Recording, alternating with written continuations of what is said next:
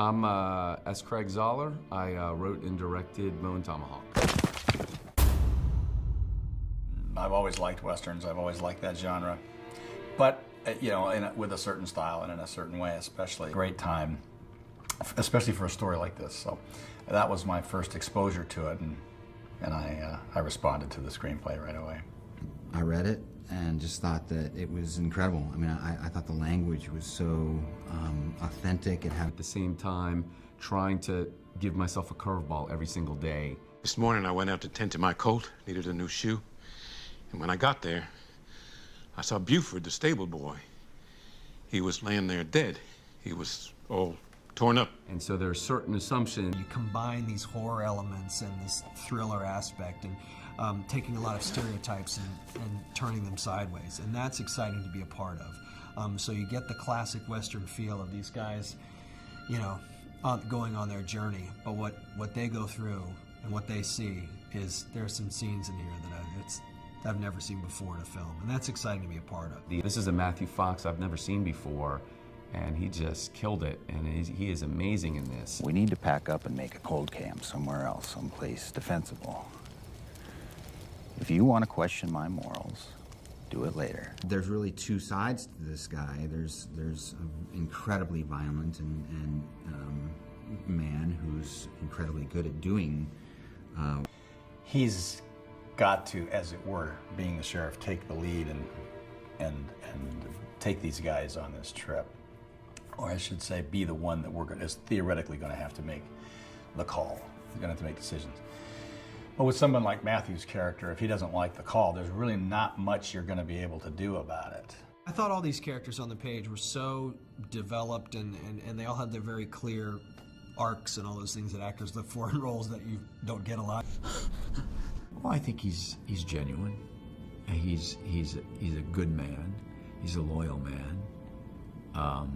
He'd do anything for the sheriff. He's a fair man, you know. And he asks the questions that nobody else asks. That maybe people are thinking, but nobody else asks. He just there's no filter. He just says it. It just comes out of his mouth. You know, and I think it's, you know, when he's talking about a flea circus, it's like, but it's so perfect. It's so perfect. Former, the first day I met him, and we're talking about the script, and he said, "These aren't characters on a page. These are effing people." I was impressed with the cinematography on this movie because most of this stuff is within 30 miles of Los Angeles, and I thought he did a fantastic job. It has an epic look to it, which is amazing, and I think again, Craig found really good locations for us to work with. We actually figured out a way to make the entire film in essentially what is 2 locations. So we found one massive ranch outside of Los Angeles, about 90 miles away or so, and we literally shot the whole movie there except for about 5 days of the film. So we were just able to traverse this area, keep our base camp, keep everything contained, and you know, you have your problems. I mean, it was hot. It was hot. We were shooting in October outside of Los Angeles in the desert, and we were wearing a lot of clothes. It was a really tight schedule. You know, I made a 2-hour, 10-minute Western with 70 locations in 21 days, and about 30 people in the cast. And stunts, makeup, and all that stuff, and horses. It was not easy. When we signed on, we were 100% down with the script. So we just said, Craig, you are going to make this version. We're not going to take a line out. We're not going to take a page out. We're not going to take anything out. We will shoot it as is. And we literally did that. We shot every page, every line that was in the original draft, which is something we were proud of. But to be able to do that, Craig was really the linchpin. Because when you go to make a film and you have a director who knows exactly what they want, exactly what they need for every single shot down to the T, it's easy to plan it. And so for us, even though we were very indie, I mean, as indie as you could get on a film like this, even with the great cast, everyone was working for the passion of it. It was old school. The whole thing was old school. There was no CGI. It's all done with the prop guys and the makeup guys did it. It was fantastic. We had great makeup, great prop guys. You know, you look at the old style wallpaper on the walls and the furniture of the time, and you know, all the little details that came out with our great, you know, the art direction and, you know, props. Freddie Waff and Eddie Grisco did, you know, it was almost an impossible job, the speed we were shooting this movie. So I think there's a moment where that people are expecting where there was, I was really overwhelmed with, or would be overwhelmed with everything that was going on and the amount of people and how great it was. But for me, it just kind of went to problem solving one to the next. And up until the first day of production, every single person who was involved, with the exception of Dallas Sonnier, who's my manager in addition to being the producer of the movie, and someone who financed a ton of it out of pocket, didn't think it could be done. We would wake up every day, and sometimes that meant waking up at 5 o'clock at night and going and doing a night shoot, and we would show up on set and everybody would look at each other and go like, we're making a Western. This movie is a truly independent film. It was made by people who decided to forego opportunities within the system and make this movie under their own terms. And that is what's so important to me. When I look back on this film, that's what I take to heart, and what I remember the most is how this band of underdogs and misfits and great actors came together and made this phenomenal movie.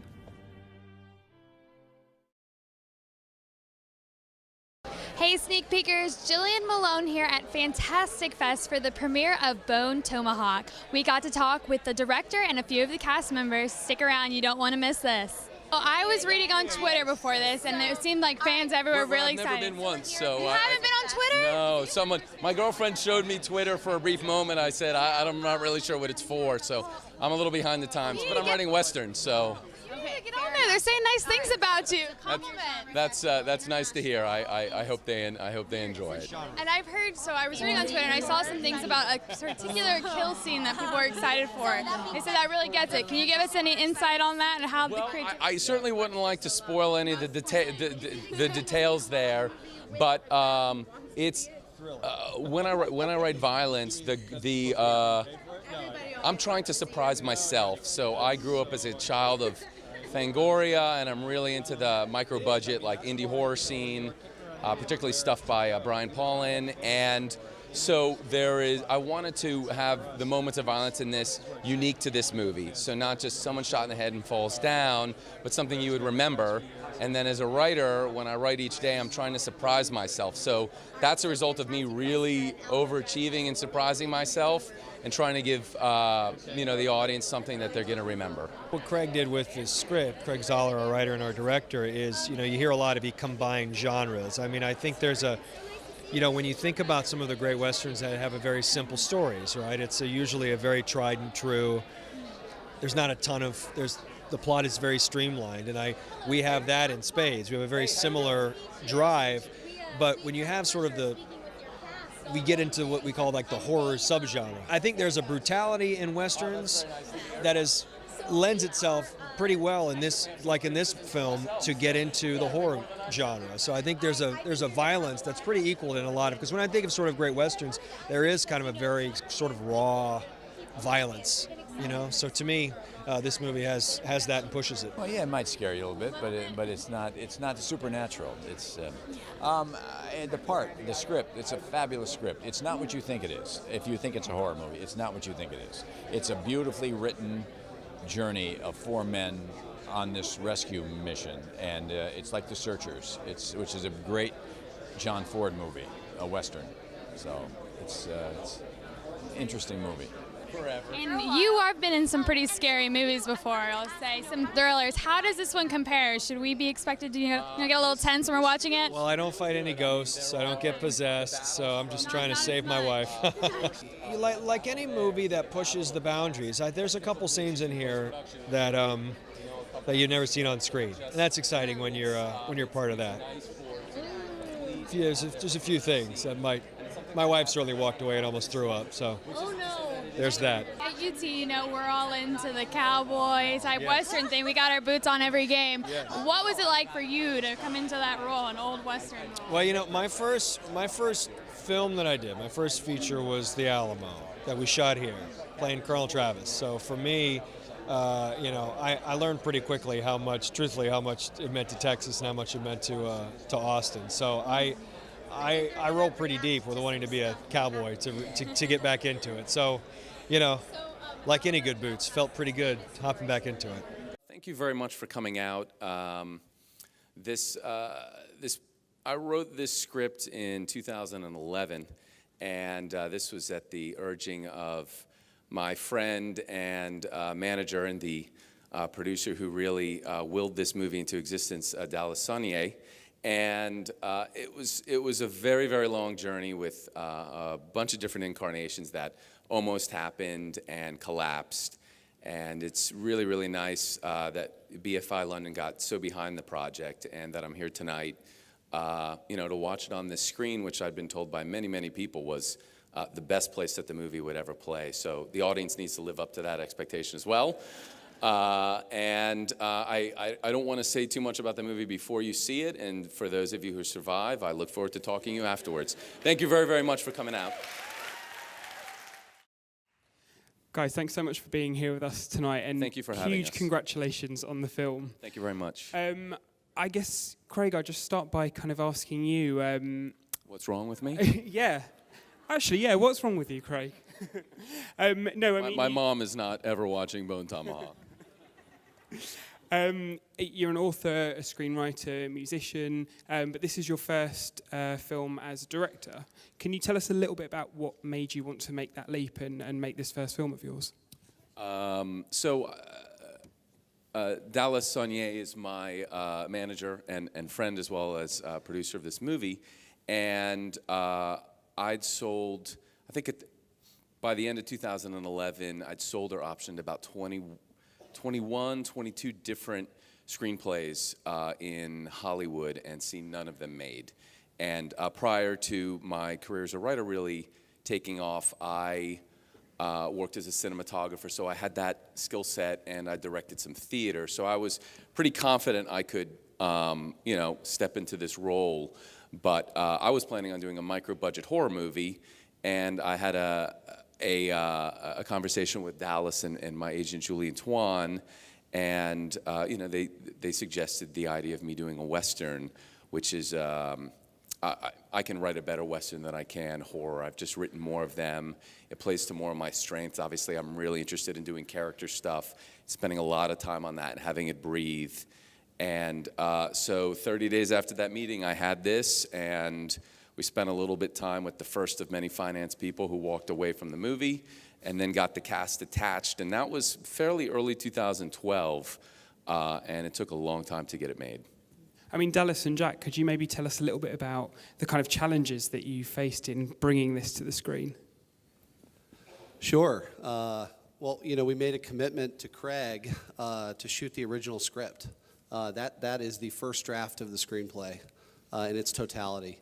And so anytime you submit a project to a financier and let them know that, there's no script notes, that becomes a challenge. But we were really proud of what Craig had done, and we committed to him. So we went through several different incarnations.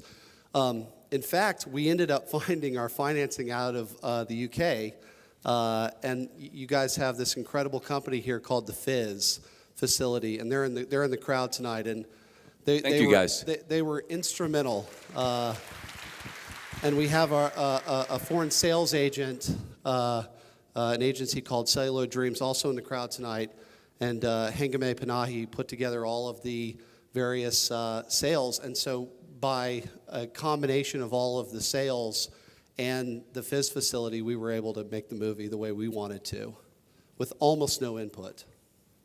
I think it's interesting what you said about that it was the first draft of the script that ended up on the on screen. I think something that's so striking about the film is the pace of it and how it takes its time to get where it gets to, and that makes the payoff just all the more satisfying. Did you ever find yourself under any pressure to shorten it or tone down the violence or anything like that, or did you have absolute free reign? When we had partners in it, pretty much everyone was concerned about the violence. I mean, the point at which we had we'd partnered with a company for a while, and we had triple the budget that we wound up making the movie for, and had gotten to a point where I probably trimmed maybe 12 pages, and it got kind of ugly where I said, if you necessitate one more page gone, I'm going to walk away from the movie. So everyone thought this was a really ambitious movie, even for 3 or 4 times the budget, they didn't believe it could be made. So, I mean, one of the reasons it kind of happened the way it did, and you know, we had help, but certainly Dallas was put in a crunch situation, and I can say there's one person who worked harder on this movie than I did, and it's Dallas Saunier, and he put himself financially on the line and was there always, and that's basically how it got made. And in the end, this is a director's cut. Dallas and I had some discussions during post over, you know, some minor disagreements over little things, but it got through all the way, and certainly Jack Heller shepherded a ton of the post stuff as we did it in New York, which is where I live and where he lives. But you're getting to see what we intended to make. I mean, you mentioned that the original kind of proposition was to make a low-budget horror movie, and then you talked about making a Western. I mean, can you talk a little bit more about combining these genres and how that happened, and how you kind of worked to create that shift? Well, Dallas had actually suggested in that call, my second Western novel had been published, and it's called Rates of the Broken Land, and it's uncommonly nasty, like this times 10. And so he asked if I could do that, and the scale of that is huge. I mean, horse slaughter alone would have been the whole budget of this movie. And so it was basically the idea of doing this rescue piece, but all of my Westerns, and actually all of my crime pieces as well, when it gets to the violence, it just goes further than you'd expect, because my writing process is surprise myself every day that I'm writing. So you're watching me surprise myself in terms of these ideas. And so I grew up on pretty extreme horror stuff, so for the violence to get to me, it needs to be pretty far gone. I mean, I was going to ask if there were, you know, I think something that's so extraordinary about the film is it feels so distinctive. It feels like a real one of a kind. But were there any particular things that were influences on you or other filmmakers? Certainly, there are filmmakers who we referenced when we had a style book that we were going around with and shopping the movie. Takeshi Kitano, I'm a huge fan of his work. He's probably one of my couple favorite directors of the last couple decades. But John Cassavetes was in there, Wong Kar-wai, Larry Clark. Obviously, none of these aren't Western directors, but people who just bring the camera in close. And I really kind of wanted to remove that. Something I'd had experience as a cinematographer seeing was, you know, were directors who really wanted to impress their style upon people in a visual sense. And me, I wanted to capture the performances on the set. And I mean, you look at Cassavetes' stuff and some Lars von Trier stuff that I really enjoy as well, like they're getting out of the way. And occasionally, there are the strong moments of inserting their personality, but really capturing these performances in an intimate way, and the camera's kind of loose, and you're not going for these beautiful, artful compositions all the time. I mean, you know, that's great. I'm a huge fan of The Conformist and stuff like that, and I'm a big Peter Greenaway fan as well. But that's just it's a different thing, and I knew that the speed we needed to move, the priority was make the performances happen on set. All of the special effects happened on set. There were 1 or 2 touch-ups digitally, but the violence you're seeing was how it looked on the set, and just make it happen there and capture it. I feel like we can't talk about the film and not talk about the extraordinary cast that are on the screen. I mean, Jack, maybe you could talk to us a little bit about how you managed to get these people and how, you know, where their involvement came. Well, you know, Dallas had really a lot to do with the casting, but we had been running around with the script for about 2 years, I would say, before we actually made it. Kurt Russell was on from essentially day one, so he stuck with us through all the different iterations. And honestly, if you want to know how you get really good cast for a low-budget movie, it's a guy like Craig. I mean, you have a great director who knows what he wants, which made us able to shoot the film at the budget we did. And the actors, I mean, the characters came off the page for them, and that's really why they committed and stayed with it. I mean, it must have been a dream come true for you to work with these people on your first film. Certainly. I mean, I got a lot of fantastic performers on this, and I'm really, really grateful for that. In terms of dream come true, shooting that movie in 21 days, that's not quite the dream coming true. As you need to know that's good enough, and we'll tweak things. But I mean, basically, in this situation, the only way this movie happens and is any good is with a cast that good, because you need to come on and you're blocking the first, that you're blocking it. And we had some rehearsal prior to the shoot, which was very helpful, but you're blocking these scenes, you're blocking it a second time, and then maybe you just start shooting rehearsal and you're going. There just isn't time. I mean, probably the average shot in this movie we did 3.5 takes, like 3 or 4 takes. And we just needed to move. And a lot of the way you do that is having guys come in and give you silver that maybe you can turn into gold, or just give you gold straight away. Other than the time constraints, were there any other kind of difficulties or challenges you faced, and were there any particular scenes that were unexpectedly hard? So all of the scenes where you have stunts and firearms, because all of these guns are being fired, this isn't, again, it's not CG. I wanted to just see something on set. I mean, the people are getting shot with arrows. We're resorting to cutting-edge technology circa 1920, and people are sending arrows on trick lines because I wanted to see it happen on the set and believe it there. And so all these performers get the opportunity to work with that. So all of those scenes are pretty tricky. Certainly one scene stands out as particularly difficult for me and just the kind of person I am, and that's the scene at the Learned Goat with, it's probably 12, 13 speaking roles, and that was one of 3 scenes we had to do that day, and that's an uncommonly complicated scene. Kurt certainly helped with the blocking, and I got good suggestions, but there's no way, because I'm on the set hiding by the camera, I wasn't in Video Village. I just wanted to see the performers directly, and there's no way that I can actually watch all 12, 13, 14 performances at each spot. So there's a little bit of just trusting that the people who aren't the focus are landing, because I'm not sitting in Video Village and watching each of these takes 14 times after. We just never would have done it.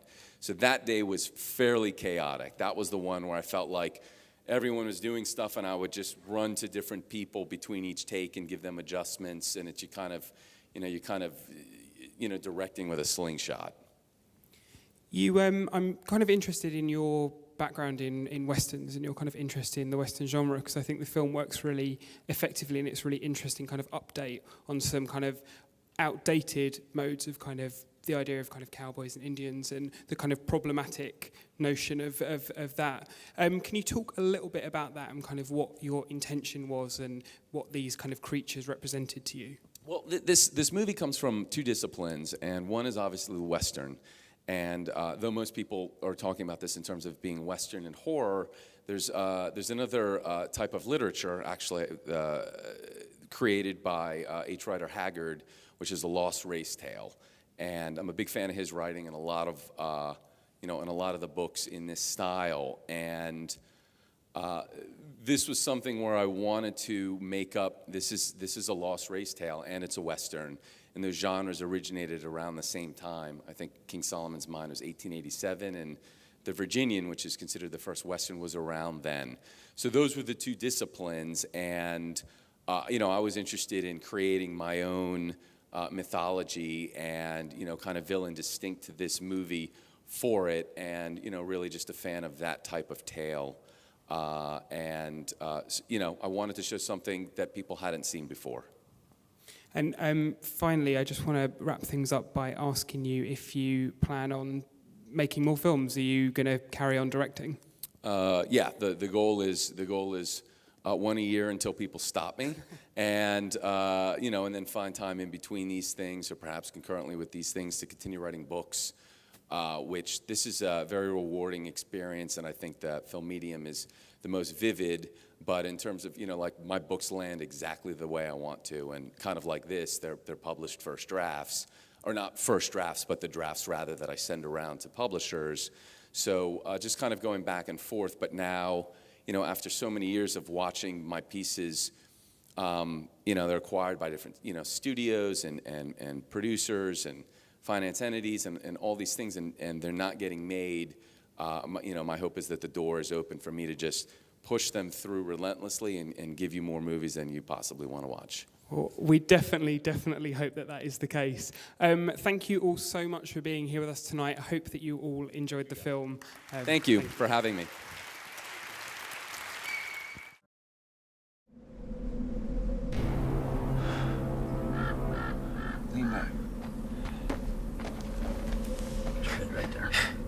Bracing. There's a situation. Serious. Mrs. O'Dwyer was abducted. She is my everything, and those savages have got her. God knows what they're doing to her, and every second that we delay. You know who did this? They don't have a name. How many of them do you think there are? It won't matter. You have no chance against any number of them. I'm coming with you. No, I need you here. Had no cause. If you want to question my morals, do it later. Bless us, O Lord, and these thy gifts, which we are about to receive.